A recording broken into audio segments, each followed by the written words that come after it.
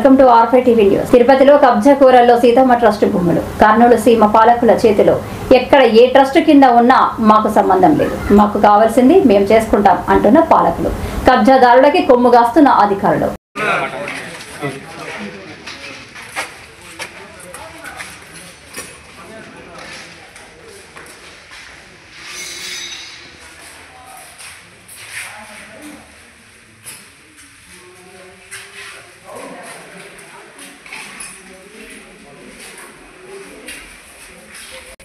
పూల పద్ధతి పెట్టుకొని మేమే కడుతున్నాం డబ్బులు అటు ఒక దగ్గర ఉండండి మీరు అసలు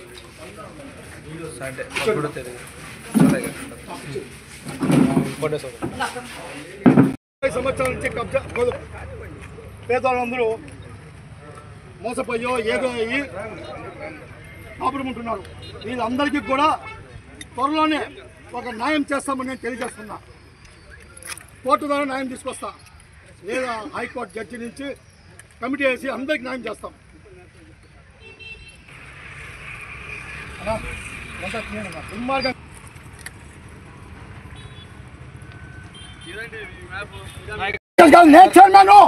నేనే చైర్మన్.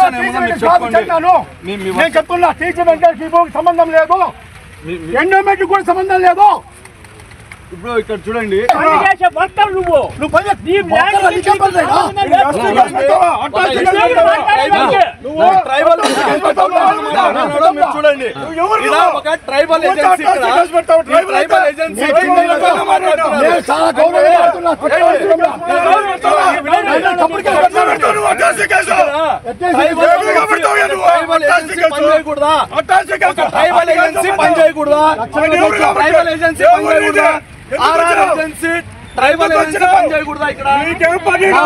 ఇప్పుడు మీరు ఇక్కడ ట్రైబల్ ఏజెన్సీ అని చెప్తున్నారు కదా, ఓకే. ఏజెన్సీకి టీజీ వెంకటేష్ గారికి వీళ్ళకి ఏమైనా సంబంధం ఉందా? ఇప్పుడు వీళ్ళ సంబంధం వాళ్ళ సంబంధం మనకు సంబంధం లేదు. ఓకే. టీజీ వెంకటేష్ గారు గౌరవ చైర్మన్ గారిగా, మాకు పంగోలూరి సీతమ్మ ట్రస్ట్ చైర్మన్గా, మాకు ఏజెన్సీకి ఇక్కడ ఈ స్థలంలో అదర్స్ వేరే వాళ్ళు ఎవరు రాకుండా కాపలా ఉండమని చెప్పడము టీజీ వెంకటేష్ గారు. ఓకే, ఆ రోజు నుంచి బట్టి సంవత్సరం అయిపోయింది నేను ఉండబట్టి, ఈ రోజు కాదు. ఇప్పుడు వాళ్ళు ఏమంటున్నారు, చైర్మన్ గా టీజీ భరత్ గారు కాదు నేను అని చెప్పేసి ఆయన అంటున్నాడు కదా. వాళ్ళు తెలుసుకోమండి. మరి మీరు ఇన్వాల్వ్మెంట్ అవ్వాల్సిన అవసరం. ఒక్క నిమిషం సార్, మీరు సైట్ లో గలాటా ఉంటే వాళ్ళు చూసుకుంటారు. ఎవరు? ఇప్పుడు ఎవరైతే టీజీ భరత్ గారు ఉన్నారో వాళ్ళు చెప్పిందాక వినండి సార్, వెంకటేష్ వాళ్ళు వీళ్ళు సైడ్ ఎవరు ఆ సీతమ్మ ట్రస్ట్ వాళ్ళు తెలుసుకుంటారు. మధ్యలో మీరు ఇన్వాల్వ్మెంట్ అవసరమా అంటే నాకు ఏజెన్సీ కదండి, ఇక్కడ ఎవరైనా వచ్చినప్పుడు చూసుకోవాల్సిన బాధ్యత మీది ఉంది సార్. నిలబడాల్సిన బాధ్యత ఉంది కదా, మీరు చూసుకుంటున్నారు సార్, మీరు కాపాడాలి. అదే చేస్తున్నారు. జస్ట్ వాళ్ళు ఇప్పుడు మాది అంటున్నారు కదా, సైట్ లోకి రానియద్దండి అనేసి అంటే తీసుకుంటారు. మరి మీ దగ్గర ఈ మ్యాప్స్ అన్ని ఉండడం ఏంది నాకు అర్థం కావట్లేదు. చూపించాలి కదా నీకు. కాదు సార్, మీకు ఇప్పటికి నేను అడిగిన క్వశ్చన్ మీకు అర్థం కావట్లేదు. మీకు అర్థం కావట్లేదు. అర్థం కానంత ఈ మనిషిని కాదు, అదే అడగండి. నాకు కూడా నేను అడిగేది ఏమంటే, సైట్ కి మీకు జస్ట్ సెక్యూరిటీ పర్పస్ కోసం మిమ్మల్ని పెట్టారు. ఇప్పుడు అదే కదా చెప్తున్నాను నేను. డాక్యుమెంట్ తో మీకు పని లేదు. డాక్యుమెంట్ నా దగ్గర లేకుండా ఎక్కడ ఏముందనేది నాకెట్లా తెలుస్తుంది? ఎక్కడ ఏముందంటే సైట్ ఇష్యూ, ఒక సైట్ ల్యాండ్ ఎంత ఉంది ఏమి అని నాకు తెలియకుండా మరి నాకు సంబంధం లేకుండా ఎట్లుంటది? నువ్వు అడిగే క్వశ్చన్, నీకు సెక్యూరిటీ ఏజెన్సీ నీకు ఎలాగుంటుంది అంటే, నాకు మ్యాప్ ఇచ్చే ఈ ల్యాండ్ అంతా సెక్యూరిటీ ఏజెన్సీగా ప్రతి ఒక్కరు ఇక్కడ ఉన్న వాళ్ళు 10 మంది తీసుకుంటాం అనుకో సెక్యూరిటీ ఏజెన్సీ.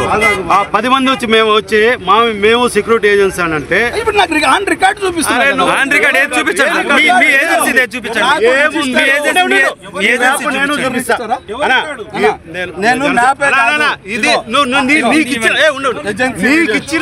నీకు ఇచ్చిన ఏజెన్సీ రికార్డు నువ్వు ఇక్కడ ఏజెన్సీగా ఉండవు, నువ్వు ఇక్కడ కాపలాదారు కూడా నువ్వు ఎక్కడ చూపించు.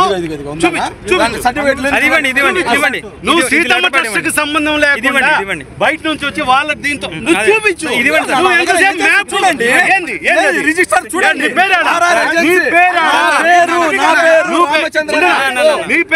రామచంద్ర నాయక్.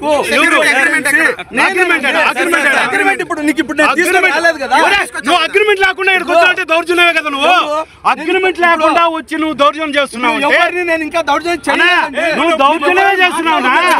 నువ్వు చేసే దౌర్జన్యమేనా? నువ్వు ఆఫ్టర్ ఇది సీతమ్మ ట్రస్ట్. సీతమ్మ ఏం చెప్పింది? ఒక నిమిషం అండి. సీతమ్మ చెప్పింది సీతమ్మ ట్రస్ట్ లీజుకి తీసుకొని మా ట్రస్ట్ కి మీరు డబ్బులు ఇవ్వండి మేము అనేసి ఉంది. నామినేట్ లో ఉండండి. ఎండోమెంట్ లో కూడా ఏమి ఇచ్చింది? జడ్జి గారు ఏమన్నారు? ఇది ట్రస్ట్ కి దీనికి సంబంధం లేదు, ఎండోమెంట్ మీరు ఎందుకు ఎంటర్ అవుతారని చెప్పింది. మీకు సంబంధం ఏముంది? మీకు సంబంధం ఏముంది? నాకు సెక్యూరిటీ సంబంధం. అయితే ధర్మకర్తగా ఉంటారో వాళ్ళని మెయింటైన్ చేయమని ఈ భూములు కౌలుకిచ్చి అందులో వచ్చే ఆదాయాన్ని కొన్ని కార్యక్రమాలు చేయమని చెప్పింది. గత 7 శతాబ్దములుగా సీతమ్మ యొక్క వారసులు కోర్టులో కేసు వేశారు. గత సంవత్సరం ఫిబ్రవరి 15వ తేదీన సంపూర్ణంగా సుప్రీంకోర్టులో పంగులూరు సీతమ్మ ఆర్యవేశ ధర్మసత్వానికే చెందుతాయని ఈ భూమి మొత్తం మాకు సుప్రీంకోర్టులో కింద కోర్టు చాటును కన్ఫర్మ్ చేశారు. కానీ ఎండోమెంట్ వాళ్ళు మాకు కన్ఫర్మేషన్ వస్తారే మేము కొందరికి లీజులకు ఇచ్చాము.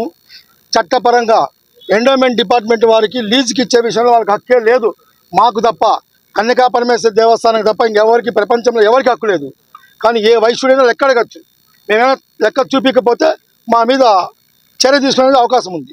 కానీ టీజీ వెంకటేష్ అనే ఎక్స్-ఎంపీ, ఎక్స్-ఎమ్మెల్యే, ఎక్స్-మినిస్టర్ అతను మా మీద కంప్లైంట్ ఇచ్చి ఎండోమెంట్ డిపార్ట్మెంట్ ఇన్వాల్వ్ చేసి నన్ను సస్పెండ్ చేసేట్లు ఒక ఆర్డర్ తీసుకొచ్చాడు. యాక్చువల్గా 306 జీవో ప్రకారము ఎండోమెంట్ వారికి సంబంధమే లేదు. ఈ భూమి లీజులు ఇచ్చే విషయంలో ఆల్రెడీ ఎండోమెంట్కి మేము గత సంవత్సరం ఇన్ఫర్మేషన్ ఇచ్చే మేము లీజుకి ఇచ్చాం, రిజిస్ట్రేషన్లు చేయించాం. కొన్ని వాళ్ళు టీజీ వెంకటేశ్వర ఆయన అధికార బలంతోనో లేకుంటే దేంతోనో ఆపి పెండింగ్ పెట్టించారు. తర్వాత ఎండోమెంట్ దగ్గర నుంచి ఆయన సస్పెండ్ చేపిస్తూ ఒక ఆర్డర్ పాస్ చేశారు. అందులో ఎండోమెంట్ వాళ్ళు కూడా ఏం చేశారంటే ఈయన యొక్క టీజీ వెంకటేష్ యొక్క ప్రెజర్ తట్టుకోలేక అప్పట్లో ఉన్న కన్యకా పరమేశ్వరి దేవస్థానం హానరీ చైర్మన్ ఏమండి, హానరీ చైర్మన్కు సంతకం పెట్టే అధికారం ప్రపంచంలో ఏ బైలా లేదు, ఏ చట్టంలో లేదు. గౌరవంగా ఉండొచ్చు పోవచ్చు తప్ప అతనికి ఎలాంటి ఇది లేదు. ఒకప్పుడు ఆయన చైర్మన్గా ఉన్నారు. ఆయన తర్వాత నన్ను ఎన్నుకున్న తిరుపతి ఆర్యవైశ్యులు గవర్నమెంట్ జీవోల ప్రకారం నేను అథెంటికేషన్గా వచ్చాను. మీరందరూ కూడా పేపర్లో ముద్రీకరించారు. నా బాధ్యత నేను చేసుకుంటూ వచ్చిన. కానీ ఈ ఎండోమెంట్ వాళ్ళు ప్రెజర్ చేయించి గోపీనాథ్ని హానరీ చైర్మన్గా, కన్యకా పరమేశ్వరి దేవస్థానాన్ని హానరీ చైర్మన్గా ఎందుకు హానరీ చైర్మన్గా పెట్టారంటే కన్యకా పరమేశ్వరిలో ఉంటేనే ఈ ల్యాండ్స్ను మేనేజ్ చేయాల. అందుకని హానరీ చైర్మన్గా ఆయన్ను డెవలప్మెంట్ అసోసియేషన్ ప్రెసిడెంట్గా గోపీనాథ్ని టీజీ వెంకటేష్ గారిను ఎఫ్ఐఆర్స్ చూడమని చెప్పించారు. అంతేగాని అందరికీ పంచి పెట్టమని లీజులు రాయమని చెప్పి ఎండోమెంట్ వాళ్ళు చెప్పలేదు. ఎఫ్ఐఆర్స్ అంటే బాగోగులు చూడమన్నారు అంతే.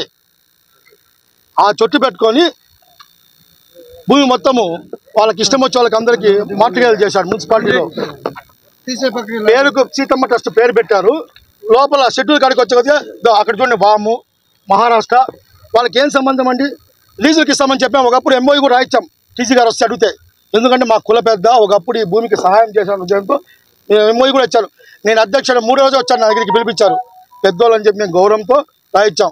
ఇక్కడ మేము అనుకున్నది ఒకటే, అయ్యా కోట్ల విలువ చేసే ప్రాపర్టీ మీకు ఇస్తున్నాము, అమ్మవారి గుడి కట్టాలనుకుంటాం. మీకు తెలుసు పూజ చేసాం అక్కడ, అమ్మవారి గుడి కట్టాలనుకుంటాము. దానికైనా డొనేషన్ మీరంతా డొనేషన్ చేసే కడతారు కదా, ఆ గుడికైనా డొనేషన్ ఇవ్వమని చెప్పినాం. నెలకు 50,000 రూపాయలు రెంట్ ఇస్తామన్నారు. దానికి కూడా ఒప్పుకున్నాం మేము. అవన్నీ పక్కన పెట్టి ఆయన స్వయస్త్రాలతో సంతకం పెట్టాడు, మాకు ఎంఓఈ ఇచ్చాడు. అవన్నీ పక్కన పెట్టి గవర్నమెంట్ వస్తా అని మా మీద దౌర్జన్య కాండకు దిగాడు. సుప్రీంకోర్టులో పెండింగ్ ఉండేటప్పుడు లాయర్ ఫీజులు పడింది. గోపీనాథ్ గారు 20 సంవత్సరాలుగా ఉండి 30 లక్షల రూపాయలు అప్పు ఇచ్చాడు మాకు. దీంట్లో ఈ భూమిలో ఏ ఒక్క రూపాయి వరంబడి లేదు, ఖర్చు లేదు. అప్పు ఇచ్చాడనమాట. 30 లక్షల రూపాయలు లాయర్ల ఫీజు ఉన్నాయని చెప్పి దాంట్లో కమిటీలో మాట్లాడుకొని ఇక్కడ నుంచి ఈ రోడ్డుకి ఎదురుగా కబ్జాలు అయిపోతున్న దాంతో మా ఆర్యవేశ్యులకు కౌలుకి ఇచ్చాం. సీతమ్మ రాసిన వీలునామాలో ఆమె క్లియర్గా రాసింది, కౌలుకి ఇచ్చే దీంట్లో ఆదాయాన్ని పెంపొందించి ఆ ఆదాయంతో కొన్ని కార్యక్రమాలు చేయమని చెప్పి, అంతే తప్ప ఏదో టీజీ వెంకటేష్ వస్తాడు ఆయనకు మొత్తం ఆయన చెప్పేట్లు ఇచ్చేయమని చెప్పి ఆయన రాయలేదు. ఇది వాస్తవం. 1926వ సంవత్సరం 4/4/26 డాక్యుమెంట్ నెంబర్ 10 ఇదేనండి ఆమె రాసిన వీలునామా. దీన్నే సుప్రీంకోర్టులో కన్ఫర్మ్ చేశారు. ఎక్కడి నుంచో టీజీ వెంకటేష్ అతను వచ్చి ఒకప్పుడెప్పుడు సహాయం చేశానని చెప్పి మా మీద దౌర్జన్యం చేయడము, మా మీద తప్పుడు కేసులు పెట్టడము, ఇవన్నీ తప్పు కదా. ఎండోమెంట్ వచ్చి ఆర్డర్ ఏమి ఇచ్చారు ఒకసారి చూడండి. సత్యనారాయణ, మహేషు, శిరీషమ్మ వీళ్ళు ముగ్గురు తప్పు చేశారు, మా పర్మిషన్ లేకుండా లీజులకి ఇచ్చారు, వారి పిల్లలకి ఇచ్చారు అని రాశారు. మేము క్లియర్గా ఎండోమెంట్కి ఇచ్చాం. ఇక్కడ పరిస్థితులను బట్టి కమిటీలో నిర్ణయం తీసుకొని లీజుకి ఇచ్చాం. వీలునామా ప్రకారము ఎండోమెంట్ ఇచ్చిన జీవోల ప్రకారం తప్ప మేము తప్పు చేయలేదని చెప్పినా అవన్నీ పక్కన పెట్టి వాళ్ళ ఇష్టానుసారం ఎండోమెంట్ డిపార్ట్మెంట్లో టీజీ వెంకటేష్కు పనిచేస్తున్నారు. ప్రజలకు కాదు, ధార్మికంగా. ఎండోమెంట్ అంటే ధార్మిక సంస్థ. మళ్ళా ఎంక్వైరీ చేశారు, దానికి ఎక్స్ప్లెనేషన్ ఇచ్చాం. 70 పేజీలు ఇచ్చా ఎక్స్ప్లెనేషన్. సమాధానం ఇంతవరకు లేదు. కానీ కొందరిని రౌడీని పిలుచుకొని వచ్చి ఆల్రెడీ నా మీద తప్పుడు కేసు పెట్టారండి, నేనేదో కొట్టి 75,000 పెట్టుకున్నా అంట. నా జీవితంలో ఇప్పటి వరకు ఎవరి నిజమైన కార్యక్రమాలు చేస్తున్నాడు టీజీ వెంకటేష్ గారు. ఈ కార్యక్రమాలన్నీ సీఎం దృష్టికి పోవాలని ఉద్దేశం. నేను లెటర్లు పెట్టాను సీఎం గారికి కూడా. మరి ఆయన టేబుల్కి పోయినా తెలియదు, కానీ ఆయన ఎల్లుండి ఏదో ప్రోగ్రామ్ ఉంది వస్తున్నారని ఇవన్నీ ఆయన దృష్టికి పోవాలని, మీ ద్వారా సోదరుల ద్వారా పోవాలని చెప్పి, మీ పాత్రికేయుల సోదరుల ద్వారా పోవాలని చెప్పి ఈ సమావేశాన్ని ఏర్పాటు చేశాను. ఈ భూమి మీకు అందరికీ తెలుసు, మీరు ఇక్కడ పుట్టి పెరిగిన వాళ్ళు. నేనన్నా వచ్చి 20 సంవత్సరాలు ఇక్కడికి. దయచేసి మీ ద్వారా ఉన్నది ఉన్నట్లు ప్రస్తుతం ఉన్న గవర్నమెంట్కు తెలియజేసే విధంగా ప్రయత్నం చేయండి. దీంట్లో నేనేమి తప్పు చేసినా, తప్పు చెప్పినా నేను సమాధానం చెప్తా. ప్రతి ఒక్కటి రికార్డ్ చేస్తున్నా కదా, ఏ చిన్న అక్షరం తప్పు చేసినా నేను బాధ్యుడిని. తప్పు చేసి మీకు చెప్పింటే కదా ఉన్నట్టు తెలియజేయండి. మిమ్మల్ని కోరుకుంటున్నాను. జై వాసవి.